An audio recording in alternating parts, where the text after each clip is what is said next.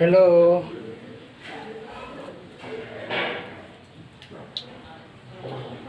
तो chemistry start करने वाले हैं, फिजिकल केमिस्ट्री 12th का।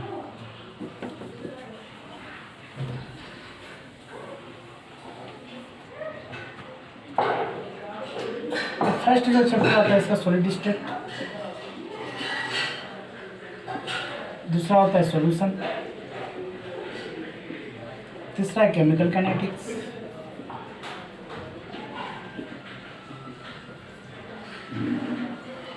चौथा है इलेक्ट्रोकेमिस्ट्री,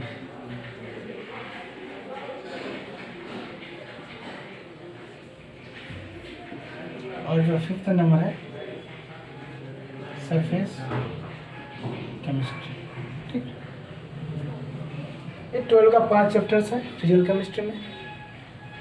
इसको एक एक करके पढ़ेंगे। पहले आज स्टार्ट करेंगे surface chemistry.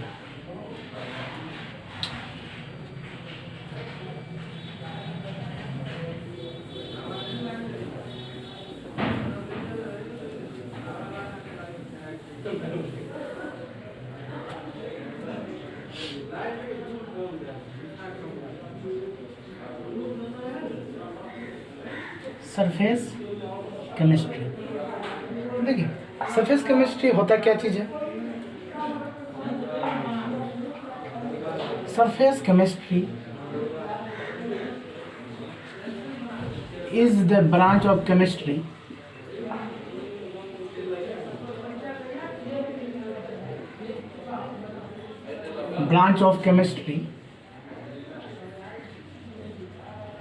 which deals with the study of phenomena,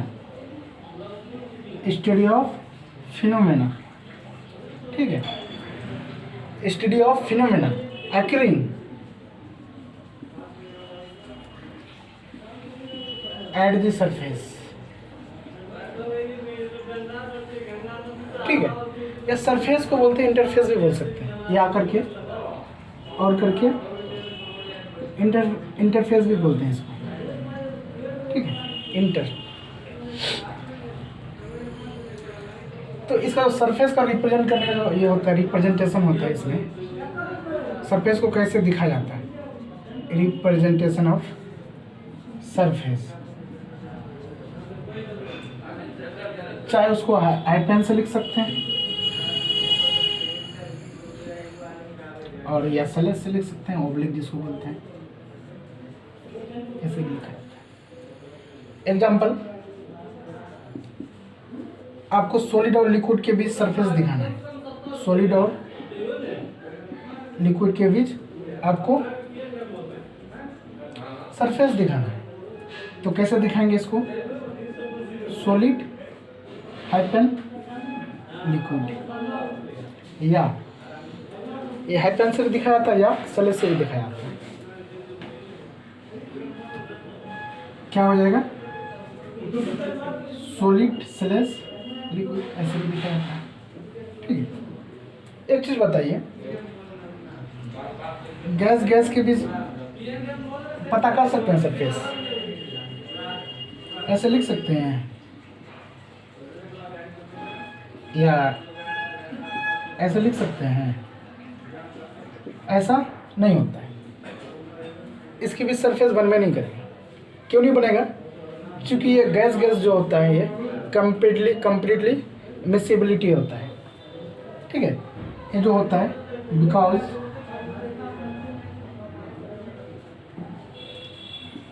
gases are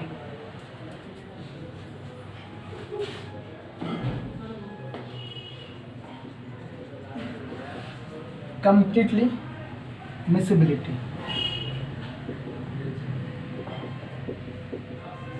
ठीक है, इसको अलग अलग नहीं देख सकते, इसकी भी सरफेस भी नहीं बनेगा, सब सेम चीज़ रहेगा, एक जैसा लगेगा। ठीक है, तो ऐसा नहीं होता है। जिसके बीच सरफेस बनता है उसी से उसको ऐसे लिखा जा सकता है, जिसके बीच सरफेस नहीं बनेगा तो नहीं लिखा जा सकता। ठीक है, तो बेसिक टर्म आप उसको याद रखना पड़ेगा। सरफेस केमिस्ट्री में, ठीक है ना। तो सरफेस केमिस्ट्री में एक्चुअल में जो पढ़ा जाता है, मतलब जो कोई भी घटना होता है ना तो सरफेस में उसी का स्टडी किया जाता है, ठीक है। चलिए बेसिक टर्म्स को पहले देख लेते हैं सरफेस केमिस्ट्री में इंटर करने से पहले। ये तो सरफेस केमिस्ट्री का इंट्रोडक्शन था, ठीक है। अब आते हैं उसका इम्पोर्टेंट टर्म्स। कौन से इम्पोर्टेंट टर्म्स हैं, जैसा कि एडजॉर्बेंट। क्या है एडजॉर्बेंट? देखिए एडजॉर्बेंट होता है substance which accumulate on the surface of the adsorbent is called adsorbent, ठीक है। अभी समझ में नहीं आएगा, एक चीज़ नया और आ गया, पर इसको भी समझना पड़ेगा, तब दोनों क्लियर समझ में आएगा। तो ये जो एडजॉर्बेंट और एडजॉर्बेंट है एक दूसरे का कम्प्लीमेंट्री है, ठीक है। इसके बिना ये नहीं समझ सकते हैं, इसके बिना ये नहीं समझ सकते, ठीक है। तो पहले दोनों को समझना पड़ेगा, ठीक है। तो सब्सटेंस वही एक्युमुलेट में होता है क्या, मतलब जमा होना, एक्युमुलेट संचय होना, चिपकना जिसको बोलते हैं, ठीक है। ये दूसरा यूजफुल टर्म जो है एडजॉर्बेंट, ठीक है, यहाँ पे आया, पहले इसको देख लेते हैं। Surface on which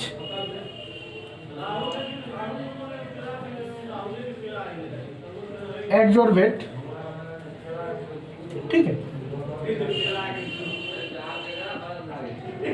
accumulate is called adsorbent,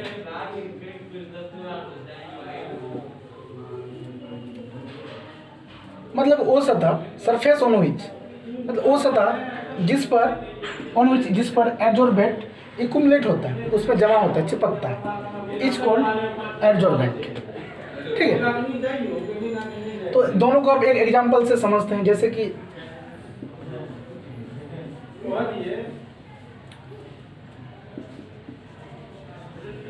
H2 gas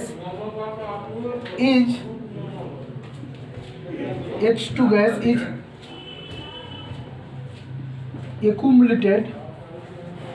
accumulated on the surface of charcoal, ठीक है। आपको इसमें आइडेंटिफाई करना है, दो चीज़ दिया है, एक H2 दिया है, एक चारकोल दिया हुआ है। आपको आइडेंटिफाई करना है, क्लासिफाई करना है कि कौन एडजॉर्बेंट है, कौन एडजॉर्बेंट है, ठीक है। तो देखिए, तो एडजॉर्बेंट और दूसरा है एडजॉर्बेंट, आपको क्लासिफाई करना है। देखिए यहाँ पर देखिए H2 गैस, मतलब कौन जमा होता है, कौन चिपकता है, H2, तो एडजॉर्बेंट हो जाएगा ये। और किसके सरफेस पे चिपकता है, चारकोल के सरफेस पे चिपकता है, तो हो जाएगा ये चारकोल एडजॉर्बेंट। चारकोल क्या आ जाएगा, एडजॉर्बेंट। ये होता है ना, वुड का क्या होता है, रेसिड्यू होता है, ठीक है। जब कंप्लीटली वुड को मतलब जलाया जाता है, ठीक है, जो राख बचता है ना, उसको बोलते हैं चारकोल।